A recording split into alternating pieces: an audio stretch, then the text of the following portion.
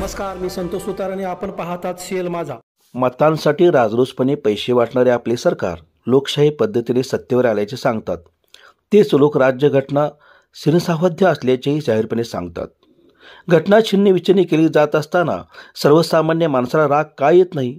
अन्याय सहन करण्याची सवय अंगीकारल्यास भावी पिढीकडे आपण कोणते संस्कार सोपविणार आहोत याचा विचार करा, असा सल्ला ज्येष्ठ साहित्यिक डॉक्टर राजन गवस यांनी दिला.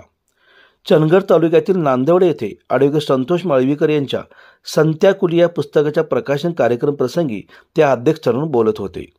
डॉक्टर गवस पुढे म्हणाले, मी राजकीय व्यासपीठावर जाणे टाळतो, कारण नेते पुस्तके वाचत नाहीत ही वस्तुस्थिती आहे. स्वर्गीय यशवंतराव चव्हाण, शरद पवार यांच्यानंतर स्वर्गीय बाबासाहेब कुपेकर यांचे स्वतःचे ग्रंथालय होते. त्यांच्या वाचनाचा व्यासंग मोठा होता. मात्र अन्य नेत्यांचे काय?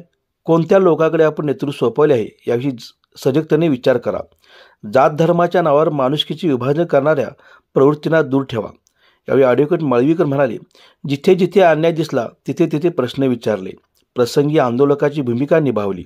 या प्रसंगावर लिखाण करीत असताना माणुसकी जिवंत आहे हेच सांगण्याचा प्रयत्न यातून मी केला आहे. मी माझ्या स्वतःच्या जीवनात घडलेल्या घटनांचे कथन केले आहे. पुढील काळात अनेक घटनांना मला समाजासमोर मांडायचे आहे, जेणेकरून त्यातून जनजागृती होईल.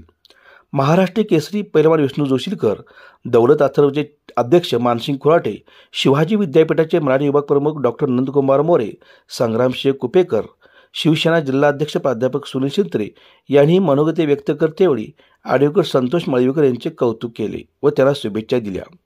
यावेळी मनसे जिल्हाध्यक्ष नागेश चौगले, सामाजिक कार्यकर्ते विलास पाटील, काँग्रेसचे सरचिटणीस विद्याधर गुरबे, नांदवडे गावचे सरपंच राजेंद्र कांबळे, चंदगड तालुका वकील बार असोसिएशन पदाधिकारी तसेच तालुक्यातील विविध पक्षांचे पदाधिकारी, शिक्षक वर्ग आदी उपस्थित होते. निवृत्त प्राचार्य आर. पाटील यांनी स्वागत केले.